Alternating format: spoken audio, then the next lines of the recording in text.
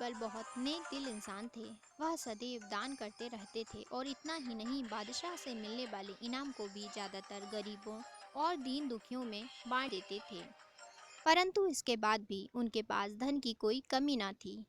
दान देने के साथ साथ बीरबल इस बात से भी चौकन्ने रहते कि कपटी व्यक्ति उन्हें अपनी दीनता दिखाकर ठग ना ले। ऐसे ही अकबर बादशाह ने दरबारियों के साथ मिलकर एक योजना बनाई कि देखें कि सच्चे दीन दुखियों की पहचान बीरबल को हो पाती है या नहीं। बादशाह ने अपने एक सैनिक को वेश बदलाकर दीनहीन अवस्था में बीरबल के पास भेजा कि अगर वह आर्थिक सहायता के रूप में बीरबल से कुछ ले आएगा तो अकबर की ओर से उसे इनाम मिलेगा। एक दिन जब बीरबल पूजा पाठ करके मंदिर से आ रहे थे तो भेष बदले हुए सैनिक ने बीरबल के सामने आकर कहा, हुजूर दीवान, मैं और मेरे 8 छोटे बच्चे हैं जो 8 दिनों से भूखे हैं। भगवान का कहना है कि भूखों को खाना खिलाना बहुत पुण्य का कार्य है। मुझे आशा है कि आप मुझे कुछ दान देकर अवश्य ही पुण्य कमाएंगे। बीरबल ने उस आदमी को सिर से पांव तक देखा। एक क्षण में ही पहचान लिया कि वह ऐसा नहीं है जैसा वह दिखावा कर रहा है। बीरबल मन ही मन मुस्कुराए और बिना कुछ बोले ही उस रास्ते चल पड़े जहां से होकर एक नदी पार करनी पड़ती थी। वह व्यक्ति भी बीरबल के पीछे पीछे चलता रहा। बीरबल ने नदी पार करने के लिए जूती उतारकर हाथ में ले ली। उस व्यक्ति ने भी अपने पैर की फटी पुरानी जूती हाथ में लेने का प्रयास किया। बीरबल नदी पार कर कंकरीले मार्ग आते ही 2-4 कदम चलने के बाद ही जूती पहन लेते।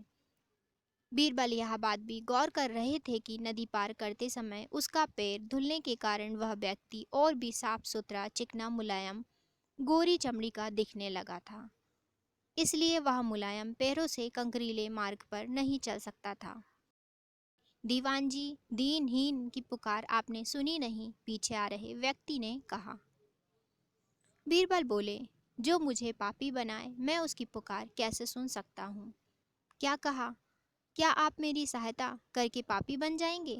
हाँ, वह इसलिए कि शास्त्रों में लिखा है कि बच्चे का जन्म होने से पहले ही भगवान उसके भोजन का प्रबंध कर देते हैं। और कहा जाता है कि भगवान इंसान को भूखा उठाता तो है पर भूखा सुलाता नहीं है। इन सब बातों के बाद भी तुम अपने आप को 8 दिन से भूखा कह रहे हो। इन सब स्थितियों को देखते हुए यही समझना चाहिए कि भगवान तुमसे रुष्ट हैं। वह तुम्हें और तुम्हारे परिवार को भूखा रखना चाहते हैं, लेकिन मैं उसका सेवक हूँ। अगर मैं तुम्हारा पेट भर दूँ तो ईश्वर मुझ पर रुष्ट होगा ही। मैं ईश्वर के विरुद्ध नहीं जा सकता। ना बाबा ना, मैं तुम्हें भोजन नहीं करा सकता, क्योंकि यह सब कोई पापी ही कर सकता है। बीरबल की यह बात सुनकर वह व्यक्ति वहां से चला गया। उसने इस बात की बादशाह और दरबारियों को सूचना दी। बादशाह अब यह समझ गए कि बीरबल ने उसकी चालाकी पकड़ ली है। अगले ही दिन बादशाह ने बीरबल से पूछा, बीरबल, तुम्हारे धर्म कर्म की बड़ी चर्चा है, पर तुमने कल एक भूखे को निराशी लौटा दिया, क्यों? आलम पनाह, मैंने किसी भूखे को नहीं बल्कि एक ढोंगी को लौटा दिया था, और मैं यह बात भी जान गया हूँ कि वह ढोंगी आपके कहने पर मुझे बेवकूफ़ बनाने आया था। अकबर ने कहा, बीरबल, तुमने कैसे जाना कि वह वाकई भूखा ना होकर ढोंगी है?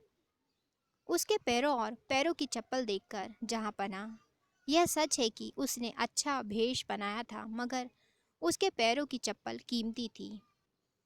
बीरबल ने आगे कहा, माना कि चप्पल उसे भीख में मिल सकती थी, पर उसके कोमल मुलायम पैर तो भीख में नहीं मिले थे, इसलिए कंकड़ की रगड़ सहन ना कर सके। इतना कहकर बीरबल ने बताया कि किस प्रकार उसने उस मनुष्य की परीक्षा लेकर जान लिया कि उसे नंगे पैर चलने की भी आदत नहीं। वह दरिद्र नहीं बल्कि किसी अच्छे कुल का खाता कमाता पुरुष है। बादशाह बोले, क्यों ना हो, वह मेरा खास सैनिक है। फिर बहुत प्रसन्न होकर बोले, सचमुच बीरबल, तुमसे बहुत खुश हुए। तुम्हें धोखा देना आसान काम नहीं है।